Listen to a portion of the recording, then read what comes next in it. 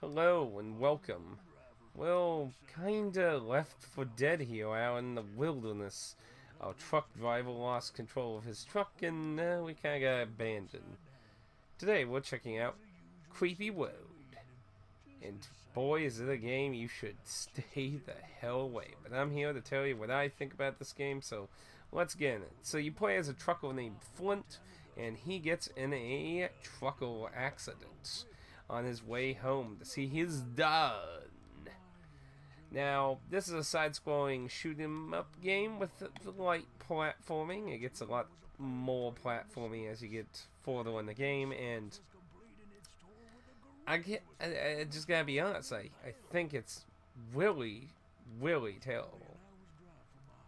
So what happens plot-wise is that everything is trying to fucking kill you, and you just learn that some crazy koala is deciding to take over everything. So, well, you're on a quest to get your precious darling back while stopping this koala in this weird-ass kinda zombie apocalypse kind of sense. Kind of learn more of that when you get to the end, but you can shoot up, down, left, right, and to shoot down you have to jump. You cannot shoot down when you're on a platform, which makes it very annoying when you get into some platforming segments of the game. The collision detection is awful between you and your gun in interacting with enemies. Like sometimes when the enemy's directly next to you, you could be shooting and it just doesn't do shit. Other times, like the shotgun has really wonky hit mechanics. Like I've literally had enemies just get unfazed by it, while enemies further away that normally wouldn't get hit by it disintegrate into dust. Now, you do get a variety of guns. As I said, you get shotgun, you have an infinite revolver, you also get a few other gadgets and they have normal gun types, but in the weird gun department, you get a strange kind of fist punch weapon. You can get your hands on a bazooka, you can get your hands on the hyper shit, which is a weird gun that literally turns enemies into shit. A laser gun.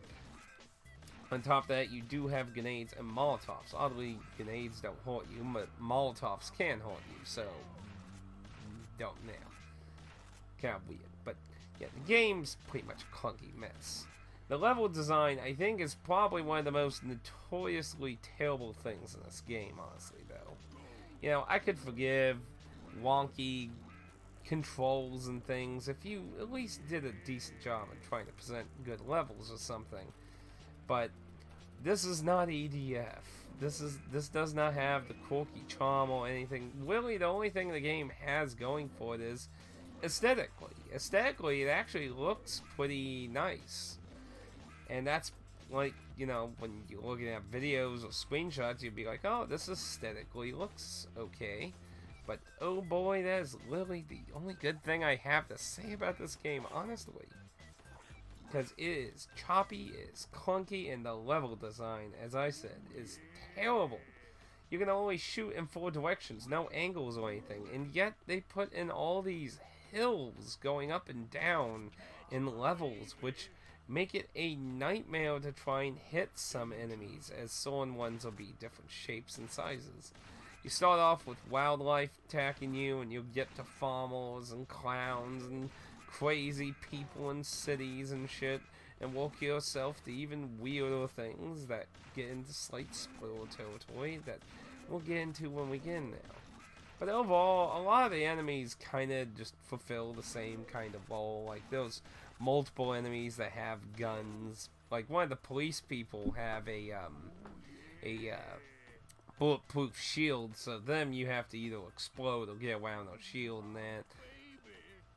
But honestly, I just don't really have much to say about this game. Music and everything's like non-existent. All the boss fights are pretty,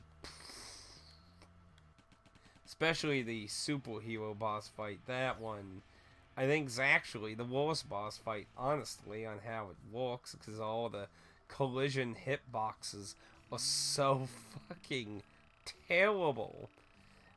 Now, all the bosses work on a weakness kind of system, but you can still do damage to them by shooting them, except for the superhero one. That one you only can hurt from its weakness. All the other ones can actually take slight damage when not in a weakness phase. But it's not really interesting. And you know, these kind of games usually for console on PlayStation, Xbox, so usually for like achievement trophy hunter type people, and even that's pretty of slog. I mean, it does have a platinum. It does have a platinum, but the mostly really grindy things like kill 500, 1,000, 500, 5,000 enemies, eat 100 hamburgers, which is the healing item. I only got the kill 500 enemies through my playthrough of this game on easy. And then I only got the die 50 times through my playthrough. And there was one for dying for 150 and 300 times. Generally, a lot of these you're likely going to grind for if you want to get all the trophies. There's also a hidden stage I didn't even bother looking for. And a hidden area that's just a reference to the Teenage Mutant Ninja Turtles. It's not really a hard trophy list. It's just a very time-consuming trophy list. Like, they really wanted you to play the other difficulties, but didn't make trophies for them, oddly enough. Which, kind of to me, says they were hoping for people who would buy it for that reason. Because obviously, a shitty game on hard for a platinum trophy doesn't really sound very compelling for a hunter, I would imagine. So I can kind of see why they probably didn't have trophies like that.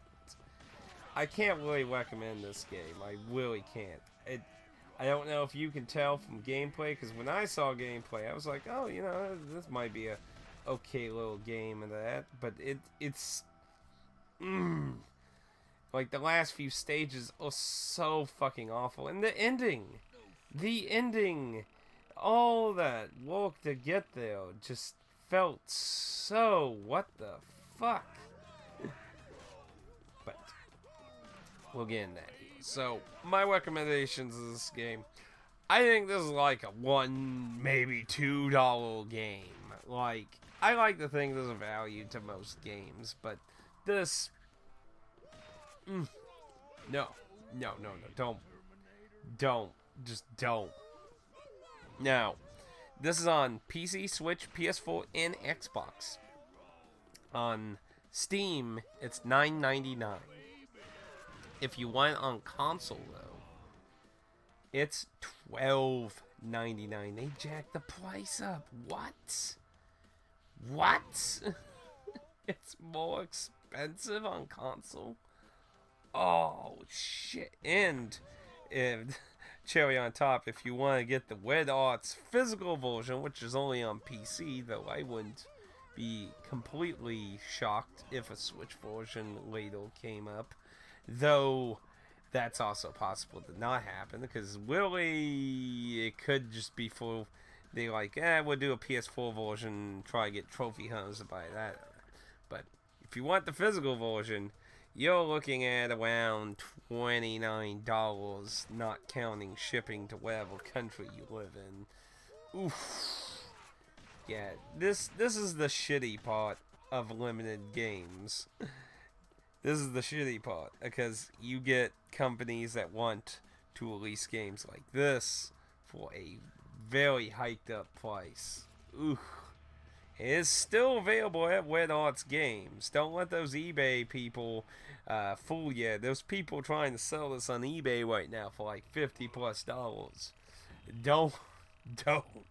If for some reason you are interested in this, go to Red Arts Games or what do they call it? There's a Canadian store that also does Video Games Plus Canada. That's it. They've been working with Red Art Games to also make it a little more available shipping-wise to other countries, if you're honestly interested in the physical version. But I think it's a hard pass on just everything, honestly. Like, this honestly feels like a game that needs to be like at 99 cents to maybe $2, $1.99. Like, it does not feel worth $10 on Steam, let alone $12.99 to me. That this is a very highly mocked up game that I just don't think is worth anyone's time to any capacity. Even if you're just a trophy hunter, it's not even just an easy go through the game. You get all the trophies. Like I said, it's not a lot of hard work for them, but it is. I even like timed like admittedly, like for the death one, you could go to like the final stage and just wobble band your analog stick left and leave it like that to get the kill count trophies and that. But I mean, like, just the fact that you do that for them is just sad and weird. But I timed it to see how long it'd be and just like. But so let's get into spoilers real quick. This ain't gonna be very long at all, and I would say not really anything to worry about. But okay, so you find out the koala was actually also under the same influence as everyone else you've been brutally murdering, and that Willie, a guy you meet in the story, actually was setting you up and took your girlfriend. So you find out he's fucking Satan, and you go to fucking hell. You go to a graveyard to go to fucking hell and fight Satan. You kick his ass, and boy, was that second form he has pretty annoying. Not super hard, just have to lower on the patterns and then kill him. But then, you know, all the build up to this moment to get your girlfriend back, and, you know, you find out she's an angel. That's why Saint Wendell. And she's like, I can't be with you anymore, friend. And she goes to go fly to heaven and shit. And you're hearing this monologue with Flint, and then he's like, no, you're coming back with me. It's like, I'm not trying to sound like some crazy feminist, crazy like Nazi feminist type person here, but I just like, that's what you're ending your game on? Just Flint forcibly kidnapping his former angel girlfriend? Seems like a weird note to end on. I mean, I'm not saying Flint shouldn't, like, try to keep the relationship going somehow, but just, like, that's just seems like a weird thing to leave your game on. Just, and it literally just blows quits, and that's it. There's no secret ending or anything to do anything else with it. It's just weird. Very weird indeed. This is a game, again, I do not recommend to anyone really. It's not anything I would see Contra people be appealing to. I think it has a very grindy trophy list that I don't think's worth any trophy hunters people's time. And, you know, there's no point getting out Switch because that appeal is just out the window. It's just, I guess if you really want something fucking bad, maybe, but hard pass for everyone. I don't see who this could even possibly be for. I'm like sorry for the game devs. I know it takes a lot of work and time and effort to make a game and release a game and stuff. You know, maybe this, as far as I know, this is the only title still. Maybe you could take whoever you had do the art in this and try to ramp up a better game. I mean, like, I understand that a lot of this stuff is not simple, and I definitely, you know, I give you props for actually getting a product out there, especially when your game was actually on Kickstarter, when there's so many Kickstarter games that don't even fucking get out, or early access games on Steam that just fucking die out and never fucking get finished. Like, you released a finished product, and I give you that word. I give you that word in your art style, but I'm sorry, just getting your game out the door doesn't give you a golden word either. I'm sorry, it's a stinker. But maybe their next game, if they do another game, because honestly, I think aesthetically they have a nice aesthetic for a goofy, wacky game. I just think they need somebody to do a better job on that. But those are my thoughts on Creepy Road. Stay away from this Creepy Road on Halloween. I don't think it's worth trending on for the candy. And until next time, take it easy out there in the woods.